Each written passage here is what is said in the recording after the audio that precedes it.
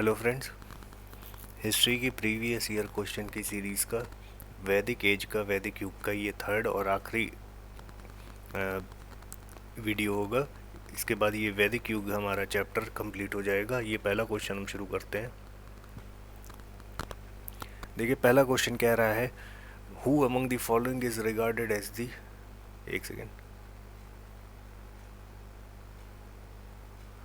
Who among the following is regarded as the war god in Rigveda? Agni, Indra, सूर्य, वरुण। देखिए, ऋग्वेदा के समय में पूछ रहा है कि किस गॉड को हम वॉर गॉड या लड़ाई वाला लड़ाई का देवता मानते थे, गॉड ऑफ वॉर मानते थे। तो इसका देखिएगा सही आंसर, देखिए, इंद्र भगवान हमारे ऐसे भगवान थे ऋग्वेदिक टाइम में जिनका ऋग्वेदा में हमें सबसे ज़्यादा वर्णन मिलता है। ठीक है, मैक्सिमम वर्णन मिलता है। हम पिछली क्लास में बात कर चुके हैं, 250 टाइम्स इनका वर्णन मिलता है। और हमारे ऋग्वेदा में इंद्र गॉड को बताया गया है कि इनके पास कौन सा वेपन है, थंडर बोल्ट या बिजली। ठीक, तो ध्यान रखिएगा, ये हमारे क्या कहे जाते हैं, गॉड ऑफ वॉर। अगला क्वेश्चन आपका कहता है, select the following statement about the Vedic god Indra and select the correct answer from the codes given below. देखिए, इंद्र भगवान के बारे में यहाँ 4 स्टेटमेंट दिए हुए हैं वैदिक काल के रेफरेंस में, और इसमें से कौन सा सही है कौन सा गलत है ये आपको डिफाइन करना है। पहला स्टेटमेंट आपका बोलता है Indra was the God of thunder. Second बोलता है Indra was the Punisher of the Sinners. Third बोलता है was the guardian of the moral order. चौथा कहता है was the God of rain. तो एक चीज़ ध्यान रखिएगा, इंद्र देवता जिनका सबसे ज़्यादा वर्णन है, अभी हमने बताया कि ये गॉड ऑफ थंडर थे, इनके पास थंडर बोल्ट हुआ करता है। ठीक है, इनको वॉर गॉड भी बोला जाता है, ध्यान रख लीजिए, वॉर गॉड भी बोलते हैं। बाकी इंद्र भगवान ही हमारे गॉड ऑफ रेन भी हैं हमारे वैदिक समय में। बाकी देखिए, जो पनिशर्स ऑफ सिन है और जो गार्जियन ऑफ मॉरल ऑर्डर है, देखिए, गार्जियन ऑफ मॉरल ऑर्डर को हम ये भी कह सकते हैं कि गॉड ऑफ रित। अभी हमने पहला क्वेश्चन इस चैप्टर में पढ़ा था रित से रिलेटेड, ठीक, रित और धर्म से रिलेटेड। तो रित जो होता है, रीत या कह सकते हैं, जो गॉड ऑफ रीत थे या गॉड ऑफ जो लॉ या मॉरल लॉ थे, वो थे हमारे विष्णु। ठीक, माफ़ करिएगा, वरुण, वरुण या विष्णु। तो वरुण भगवान हमारे क्या थे, गॉड ऑफ मॉरल ऑर्डर या रीत, और यही हमारे गॉड। बाकी देखिए, गॉड ऑफ सिनर्स हमारे कहीं कहीं पे कुछ हिम्स ऐसे, कुछ हमारे ऐसे श्लोक मिलते हैं जहाँ पे हमारे इंद्र गॉड को God of the Punisher of the Sinners बोला गया है, जो कि हमारे गलत लोगों को, जो गलत करते हैं, सिंस करते हैं, गलत काम करते हैं, उनको दंड देते हैं इंद्र। तो देखिए, यहाँ पे ऑप्शन के हिसाब से ऑप्शन 1 एंड 4 सही बैठ रहा है, क्योंकि 1 और 2 भी है, लेकिन 2 और 4, देखिए 4 वाला तो एकदम डेफिनेट है, तो 1 और 4 ही यहाँ पे सही बैठ रहा है। बाकी इसका ध्यान रखिएगा कि गॉड ऑफ रित या गॉड ऑफ रीत जो बोलते थे वो वरुण गॉड थे। अगला क्वेश्चन आपका कहता है 800 BC to 600 BC is related to which era? Answer है Brahmana era, Sutra era, Ramayana era, Mahabharata era. तो ध्यान रखिए, देखिए, सीधी सीधी सी चीज़ जानने वाली है कि 1500 से लेके 600 तक के समय हम वैदिक समय कह रहे थे, उसी तरीके से 800 से लेके 600 तक के BC तक का समय को हम ब्राह्मण एरा बोलते हैं। इसको ध्यान रखिएगा, ब्राह्मण एरा हमारे 600 तक के BC को बोला जाता है। बाकी फिर 600 BC से लेके 3 सेंचुरी BC तक की बात को हम सूत्र पीरियड बोलते हैं। ठीक है, तो 6 BC से लेके 600 BC से लेके 3rd century BC means 300 BC तक आपका सूत्र एरा होता है, और ब्राह्मण एरा ध्यान रखिएगा 800 से लेके 600 BC तक की बात हो रही है। अगला क्वेश्चन आपका कहता है Gayatri mantra is found in which book? Upanishad, Bhagavad Gita, Rigveda या फिर यजुर्वेद। कह रहा है जो आपका गायत्री मंत्र है,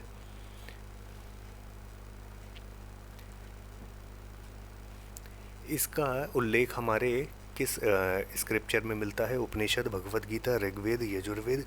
तो ध्यान रखिएगा गायत्री मंत्र, ठीक है, ये लिखा किस भाषा में है? संस्कृत भाषा में लिखा है। ये हमारे किस वेद में मिलता है? ऋग्वेद में मिलता है। ऋग्वेद के किस मंडल में मिलता है? 10th मंडल में हमारा, माफ़ करिएगा 3rd मंडल में हमारा,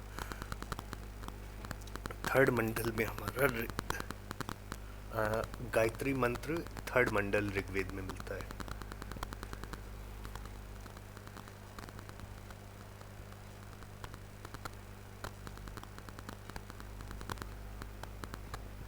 एक सेकेंड रुकिएगा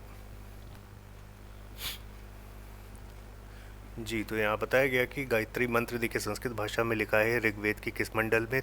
10 मंडल है, उसमें से हमारे 3rd मंडल में गायत्री मंत्र का उल्लेख मिल रहा है, ठीक। और ये सभी को पता होगा गायत्री मंत्र के रचयिता हमारे कौन है?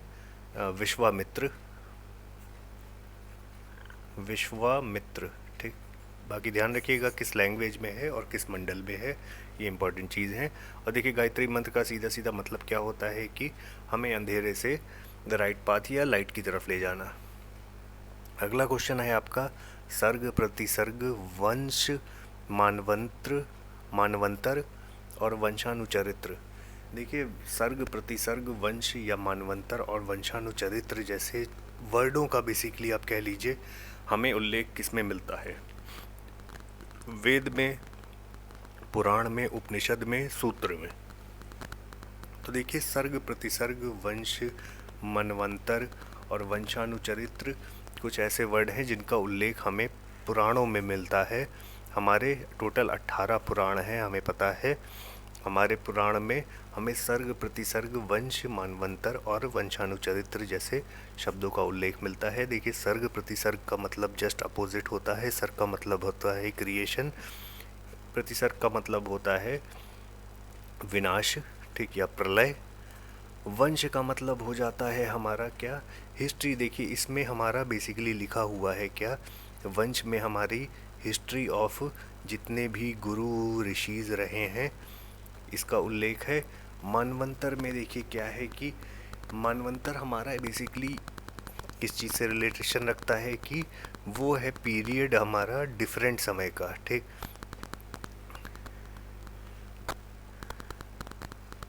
जिसको हमारे ह्यूमन बीइंग ने एक्सपीरियंस किया, इसलिए मानवंतर से इसका रिलेशन है। बाकी वंशानुचरित्र से जैसा कि नाम बता रहा है वंशानुचरित्र, इसमें हमारा बताया गया है हेरिडिटी बताई गई है किसकी, या फिर कह लीजिए हेरिडिटी बताई गई है। हेरिडिटी बताई गई है किसकी? किंग्स की, और उनका साम्राज्य कैसे नीचे आता है। नीचे मतलब कैसे उनकी वंश और नीचे आती है, ठीक। तो ध्यान रखिएगा इनका मतलब, ठीक। और ये सर्ग, प्रतिसर्ग, वंश, मनवांतर और वंशानुचरित्र का उल्लेख हमें मिल रहा है पुराणों में। तो ध्यान रखिएगा, इंपॉर्टेंट क्वेश्चन है। अगला क्वेश्चन आपका कहता है द नंबर ऑफ पुराणसेस। हमारे जो इंडियन स्क्रिप्चर्स में कितने पुराणों का उल्लेख मिलता है? देखिए अभी हमने बात की कि हमारे 18 पुराणों का उल्लेख मिलता है। ध्यान रखिएगा कुछ, देखिए सबसे पहली बात जान लीजिए हमारे पहले पुराण का नाम है मत्स्य पुराण।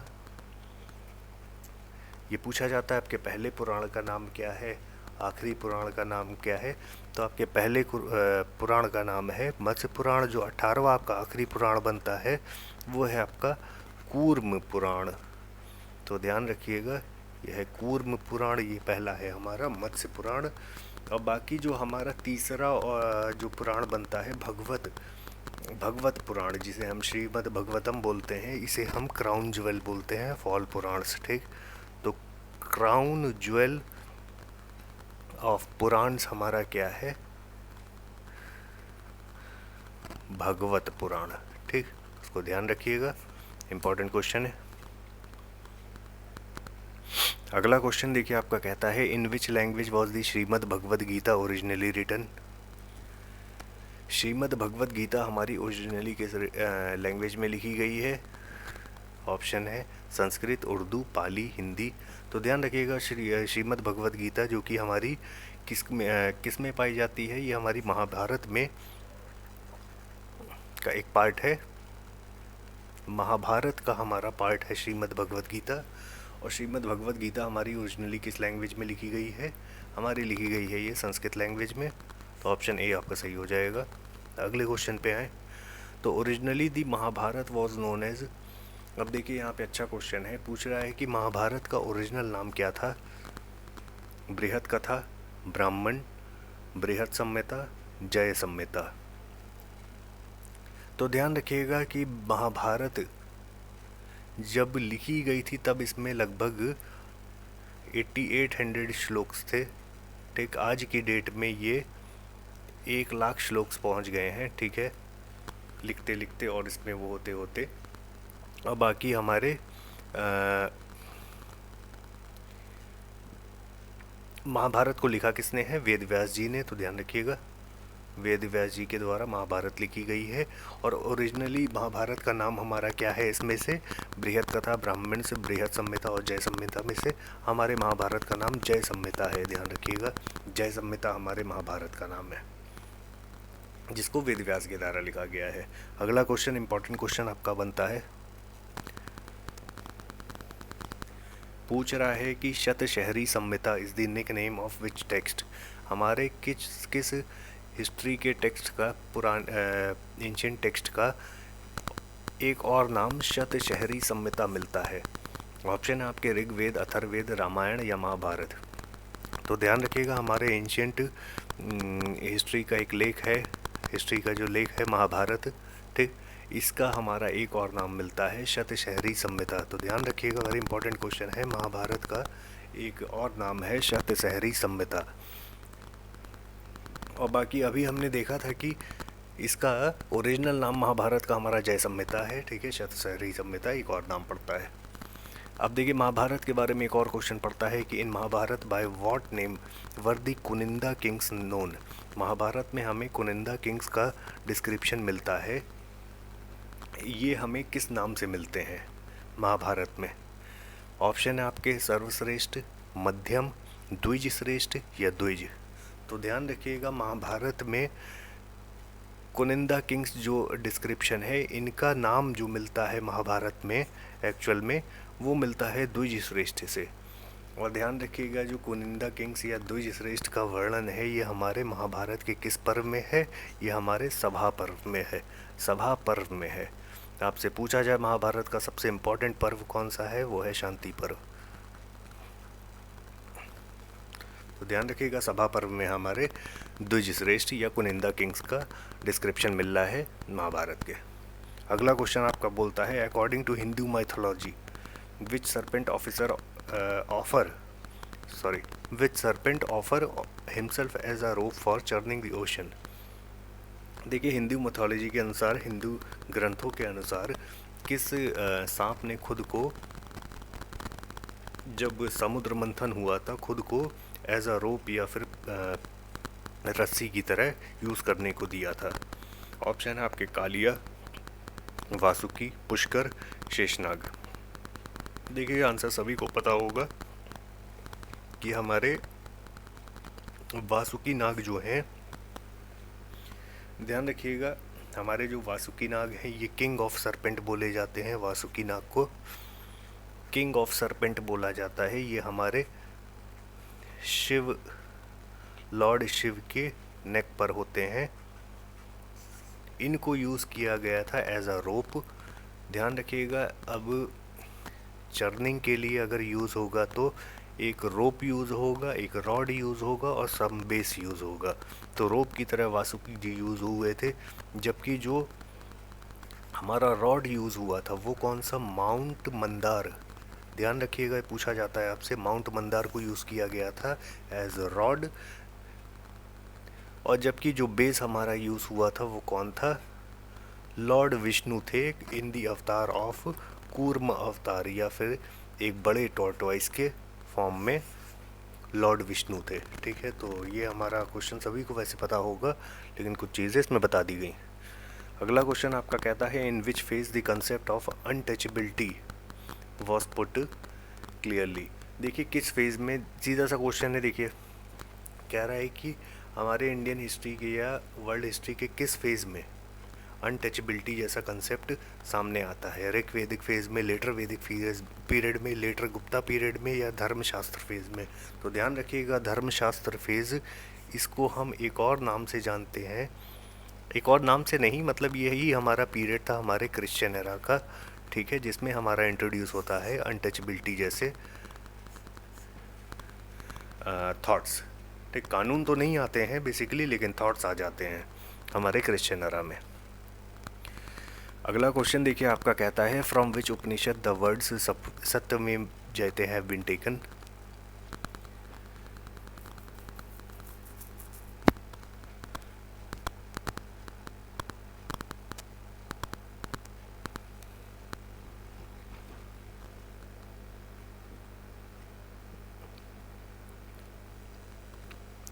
जी, क्वेश्चन देखिए आपका कह रहा है from which Upanishad the words Satyameva Jayate have been taken.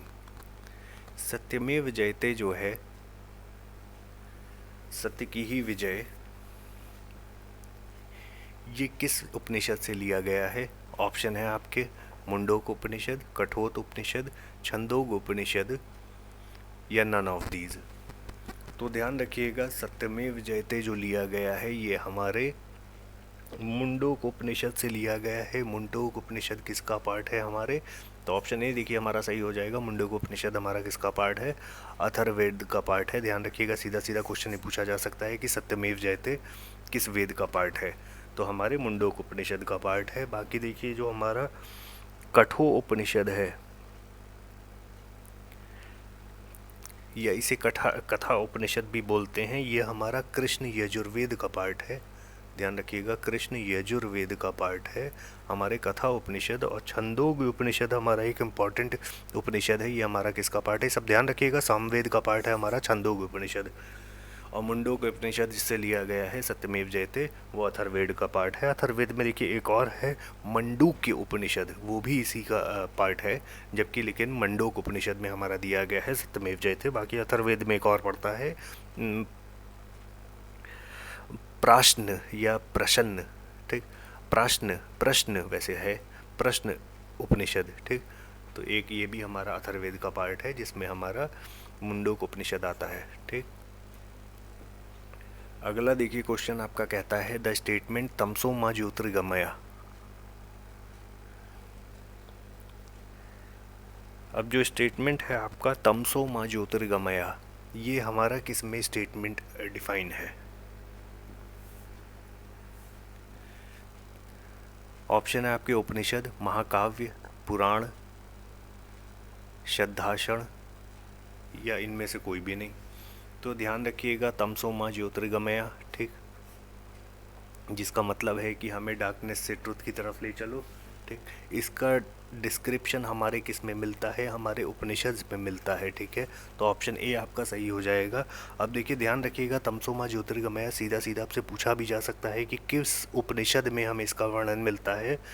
तो बृहद अरण्यक उपनिषद में हमें उपनिषद में हमें तमसो मा ज्योतिर्गमया का डिस्क्रिप्शन मिलता है। और कोई आपसे पूछ ले कि बृहदारण्यक उपनिषद हमारे किस वेद का पार्ट है, तो ये हमारे यजुर्वेद का पार्ट है। और यजुर्वेद में भी हमारे ये शुक्ल यजुर्वेद का पार्ट है।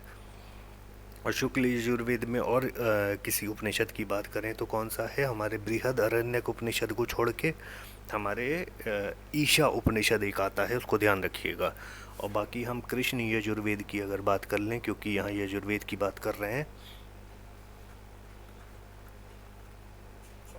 तो कृष्ण यजुर्वेद में आने वाले उपनिषद हमारे कौन कौन से आ जाते हैं?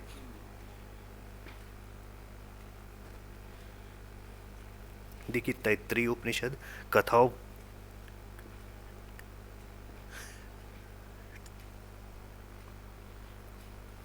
तैत्रीय उपनिषद, कथा उपनिषद और मैत्रेयनी उपनिषद। तो ये तीनों लिख लीजिए, तैत्रीय, कथा उपनिषद और मैत्रेयनी उपनिषद, ये हमारे तीनों पार्ट हैं यजुर्वेद के, कृष्ण यजुर्वेद के पार्ट के उपनिषद हैं। अगला देखिए क्वेश्चन आपका कहता है the legend of Satyakam Jabal which challenges the stigma of being an unmarried mother is mentioned in Jabal Upanishad, Prashna Upanishad, Chandogya उपनिषद, कथा उपनिषद या कठोपनिषद। तो ध्यान रखिएगा हमारे सत्यकाम जबाल, ठीक, ये एक इम्पॉर्टेंट नाम है, ठीक, एक छोटे बच्चे का नाम है, आगे चल के ऋषि बनता है। सत्यकाम जबाल की कथा हमारी किस उपनिषद से रिलेटेड है? ये हमारे छंदोग्य उपनिषद से रिलेटेड है। अभी हमने बात की कि छंदोग्य उपनिषद हमारे किस वेद का पार्ट है? ये हमारे सामवेद का पार्ट है। सामवेद के किसी और अगर उपनिषद की बात करें तो एक हमारा इसमें आता है केन उपनिषद। ध्यान रखिएगा छंदोग्य उपनिषद में हमारे सत्यकाम जबाल की एक कहानी है जिसमें एक छोटा बच्चा होता है, वो अपनी माँ से ऋषि बनने की इच्छा जाहिर करता है और गुरुकुल जाने की इच्छा जाहिर करता है। तो वैदिक समय में ये बात होती है कि एक बच्चे को अपना गोत्र और पिता का नाम पता होना चाहिए, जबकि उसकी माँ को ऐसा नहीं पता होता है। तो इसी चीज़ को वो चैलेंज करता है और फिर भी वो ऋषि जाके बनता है अपनी सच्चाई के दम पर, क्योंकि वो सच्चाई जाके एक ऋषि होते हैं, ऋषि गौतम, उनको बताता है कि मुझे अपने पिताजी के बारे में नहीं पता, मुझे मेरी माँ ने जितना बताया मैं उतना बता रहा हूँ। तो वो उनको एक्सेप्ट करके एक ऋषि बनने की सलाह और पूरा पाथ बताते हैं। तो ये सत्यकाम जबाल होते हैं वो छोटे बच्चे, और इनका डिस्क्रिप्शन हमारे किस में है? सामवेदा के छंदोग्य उपनिषद में। ध्यान रखिएगा हमारा ये जो प्रश्न उपनिषद है, अभी हमने बताया कि प्रश्न उपनिषद हमारा किसका पार्ट है? ये है हमारे अथर्ववेद का पार्ट। और जो कथा उपनिषद है ये है हमारे कृष्ण यजुर्वेद का पार्ट। कृष्ण यजुर्वेद का पार्ट हमारे कथा उपनिषद है या कठोपनिषद जिसे बोलते हैं। अगला देखिए क्वेश्चन आपका बोलता है the literal meaning of which Upanishad is white horse. कौन सा ऐसा उपनिषद है जिसका सीधा सीधा सा या लिटरल मतलब या वर्ड का मतलब होता है सफ़ेद घोड़ा? कठो उपनिषद, छंदोग्य उपनिषद, तैत्तिरीय उपनिषद, ईशो उपनिषद या इनमें से कोई भी नहीं। तो देखिए चीज़ सीधे सीधे जानने वाली है कि कौन सा ऐसा उपनिषद है जिसका मतलब होता है वाइट घोड़ा। तो ऐसा एक उपनिषद है हमारा श्वेताश्वर उपनिषद। तो इनमें से ऐसा कोई भी उपनिषद नहीं है, तो हमारा ऑप्शन हो जाएगा नन ऑफ दीज। तो वाइट हॉर्स से रिलेटेड है हमारा श्वेताश्वर, माफ़ करिए,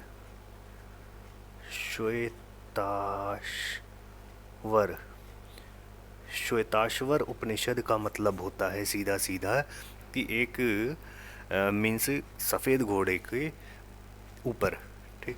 तो श्वेताश्वर देखिए नाम ही बता रहा है हालांकि हमारा श्वेताश्वर उपनिषद। अब ये चीज़ ध्यान रखिएगा कि श्वेताश्वर उपनिषद हमारा किसका पार्ट है, किस यजुर्वेद का पार्ट है? ये है हमारे माफ़ करिएगा, ये है हमारे यजुर्वेद का पार्ट। तो श्वेताश्वर उपनिषद हमारे यजुर्वेद का पार्ट है। यजुर्वेद में भी अगर पूछ ले आपसे किस यजुर्वेद का पार्ट है, तो हमारे काला सफ़ेद घोड़ा है लेकिन काले यजुर्वेद का पार्ट है, मतलब कृष्ण यजुर्वेद का पार्ट है, ठीक। कृष्ण यजुर्वेद का पार्ट हमारे है श्वेताश्वर उपनिषद, जिसका लिटरल मीनिंग पड़ता है वाइट घोड़ा। बाकी देखिए सबको पता है कि तैत्तिरीय उपनिषद भी हमारा कृष्ण यजुर्वेद का पार्ट है, कठो उपनिषद भी हमारा कृष्ण यजुर्वेद का पार्ट है। बाकी हमने बता दिया छंदोग्य उपनिषद सामवेद का पार्ट है। अगले क्वेश्चन पे जाएं तो फंडामेंटल और basic script of Rigveda was. देखिए ऋग्वेदा के समय में या ऋग्वेदा को जो लिखा गया है इसकी लिपि क्या है? तो ध्यान रखिएगा ऋग्वेदा को लिखने वाली जो भाषा है, भाषा हमारी संस्कृत है, जबकि जो लिपि है, ध्यान रखिएगा लिपि जो है वो हमारी कौन सी है? वो हमारी ब्राह्मी यूज़ होती है। तो ब्राह्मी भाषा हमारी यूज़ होती है ऋग्वेदा टाइम में एज लिपि, या फिर जिसे हम कहते हैं स्क्रिप्ट। ध्यान रखिएगा ऋग्वेदा के समय में स्क्रिप्ट ब्राह्मी है, भाषा संस्कृत है।